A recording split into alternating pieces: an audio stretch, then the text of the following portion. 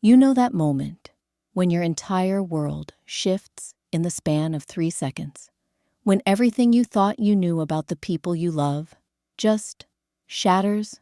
That's what happened to me on a Tuesday night in November, sitting around my son's dining table, watching steam rise from a bowl of butternut squash soup. I should have seen it coming. The way my son's mother-in-law, Patricia, kept glancing at me during dinner. The way she'd pause mid-sentence whenever I spoke, like my voice was an interruption to her perfect family portrait. But I was trying to be polite. I was trying to fit in. God, I was such a fool. The conversation had been normal enough. Talk about the weather, holiday plans, my son Marcus's new promotion. I was actually feeling optimistic for once. Maybe tonight would be different.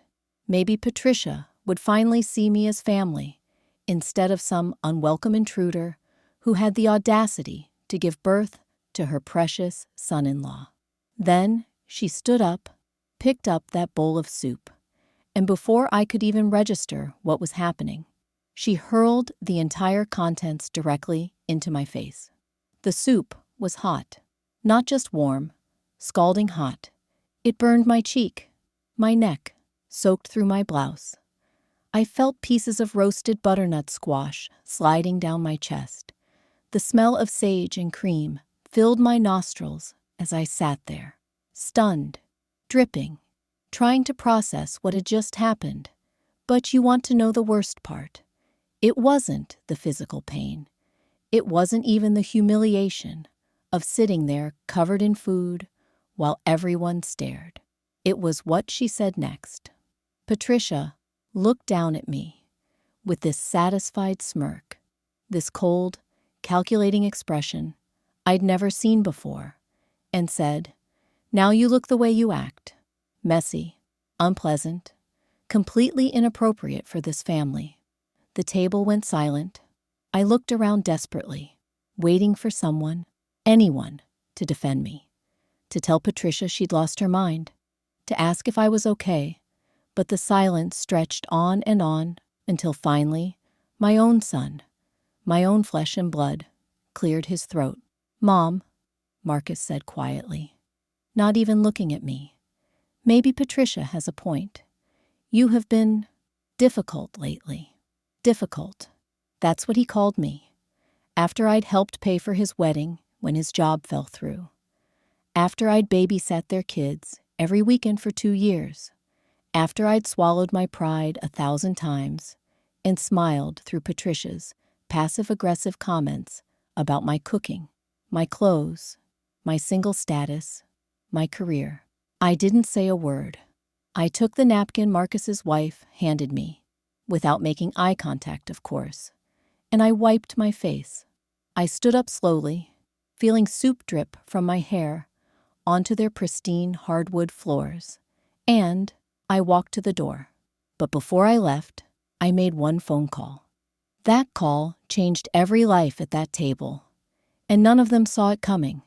See, what Patricia didn't know, what none of them knew, was who I really was. For 32 years, I've worked as a senior legal consultant specializing in property law and estate planning. I handle the kind of paperwork that determines who owns what, who owes what, and who's been lying about what. It's meticulous work, detail-oriented work, the kind of work that teaches you to notice things other people miss, things like forged signatures on loan applications, things like identity theft, things like someone using your name and credit information as collateral for their business ventures without your knowledge or consent. The humiliation of that dinner wasn't the beginning of Patricia's campaign against me. It was the grand finale. For months, she'd been systematically poisoning my son's mind against me, telling him I was jealous of his wife, claiming I was trying to control his marriage, spreading rumors in their social circle that I was unstable, vindictive, desperate for attention. But the soup incident, that was planned, calculated. Patricia had spent weeks telling everyone I was going to cause a scene at family dinner. She'd warned them I was becoming increasingly erratic. She'd set the stage perfectly so that when she attacked me, she could point to my reaction as proof of everything she'd been saying. What she didn't plan for was my non-reaction. She wanted me to scream, to cry, to throw something back at her. Instead, I gave her nothing, just silence and dignity she couldn't touch. Standing in my car outside their house, hands still trembling, soup still burning my skin, I had a moment of perfect clarity. I was done trying to earn respect from people who wanted me humiliated, done sacrificing my dignity for the sake of keeping the peace, done letting Patricia destroy my relationship with my son while I smiled and took it. But more than that, I realized something else. They'd crossed a line that went far beyond family drama. While I was busy trying to be the perfect mother-in-law, Patricia had been busy committing actual crimes, using my identity, forging my signature, putting my name on documents I'd never seen for a business loan she'd never qualified for on her own. See, Patricia owned a boutique interior design business, very upscale, very exclusive, very dependent on maintaining a pristine reputation and substantial credit line. What she didn't have was the financial history to secure the kind of loans she needed to expand. So she'd gotten creative.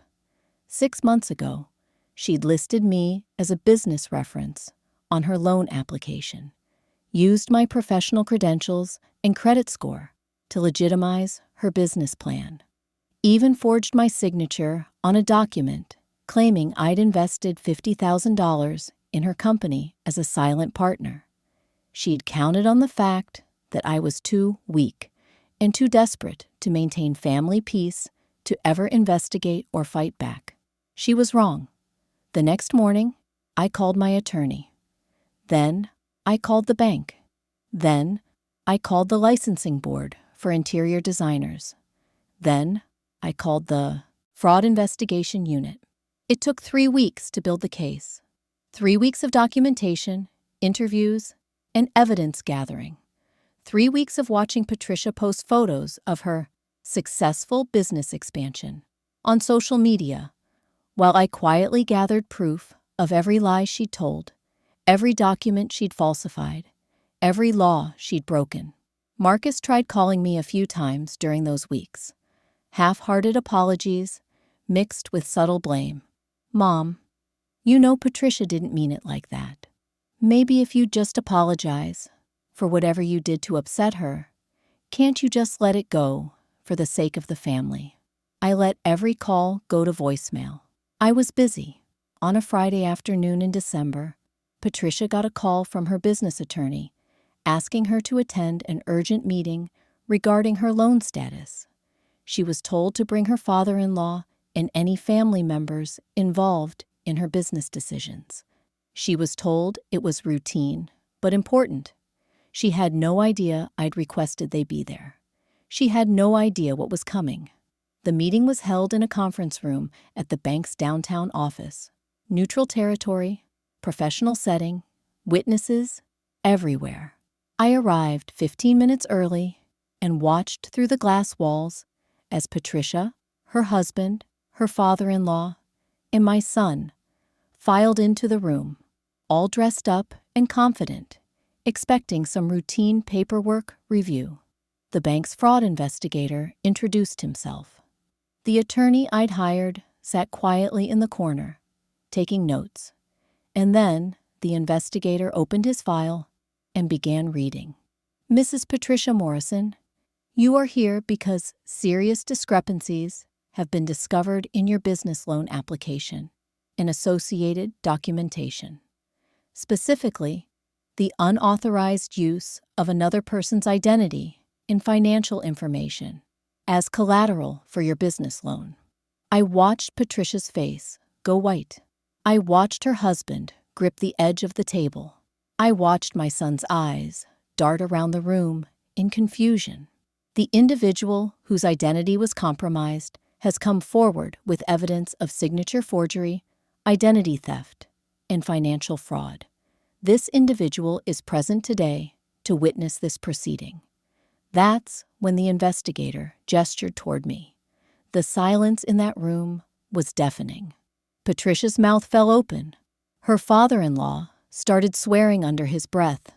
My son just stared at me like he'd never seen me before. Mrs. Thompson, the investigator continued, addressing me directly. As the victim of this financial fraud, you now have several options for how to proceed. I stood up slowly, looked directly at Patricia, and I spoke for the first time since she'd thrown soup in my face.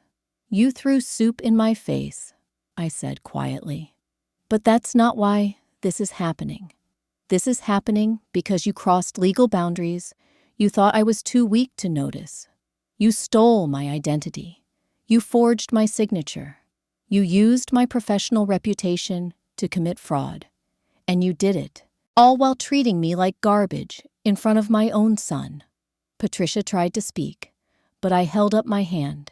The bank is calling your loan. Your business license is under review for fraudulent practices. You have 30 days to repay the $50,000 amount you claimed I invested, plus interest and penalties. If you cannot repay, your business assets will be seized and liquidated.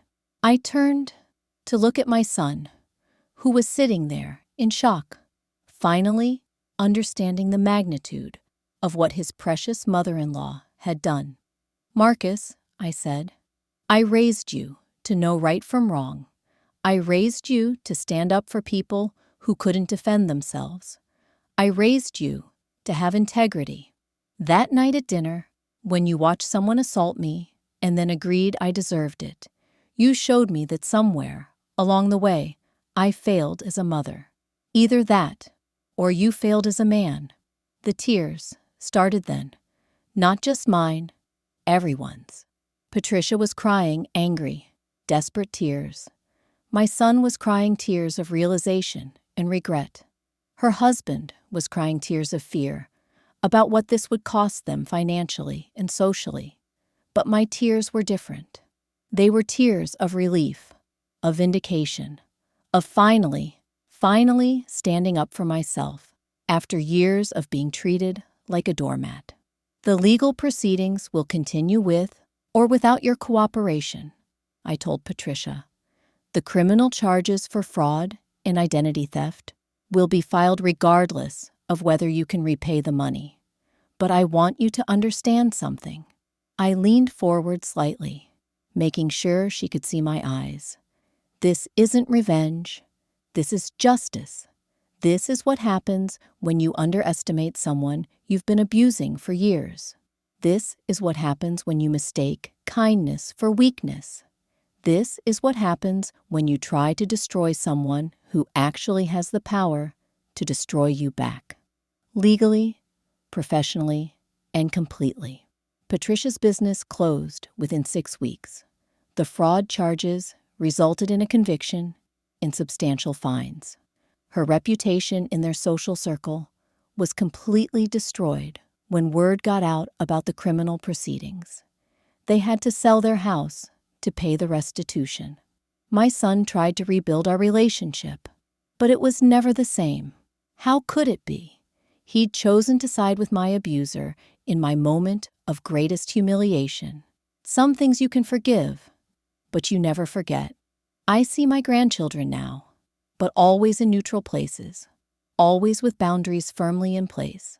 I'm polite to Marcus, but the easy closeness we used to have is gone forever.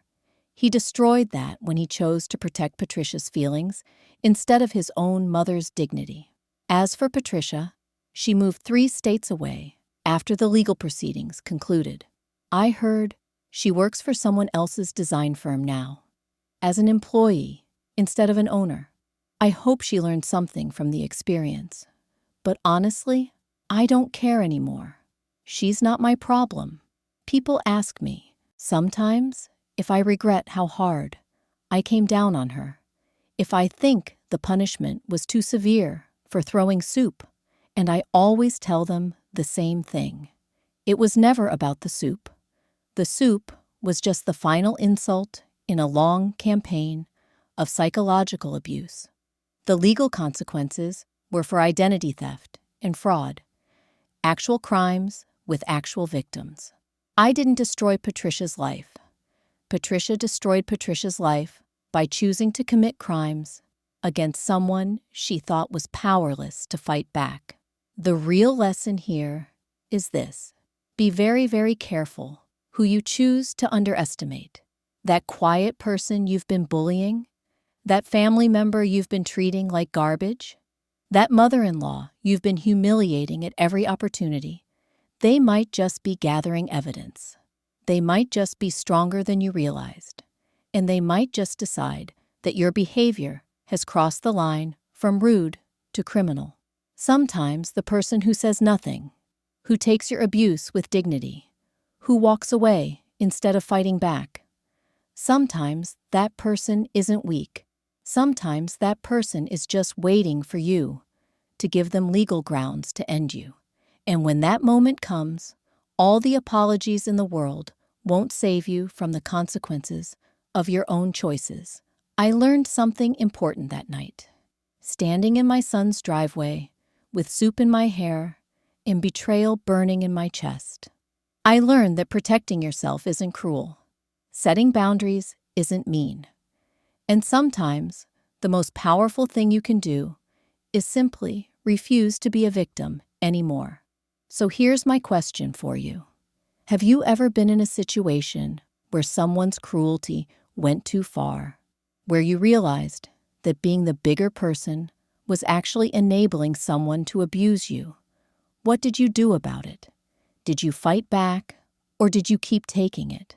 Because I'm here to tell you, it's never too late to stand up for yourself. It's never too late to show someone that they picked the wrong target. And it's never too late to discover just how strong you really are. Sometimes all it takes is one phone call,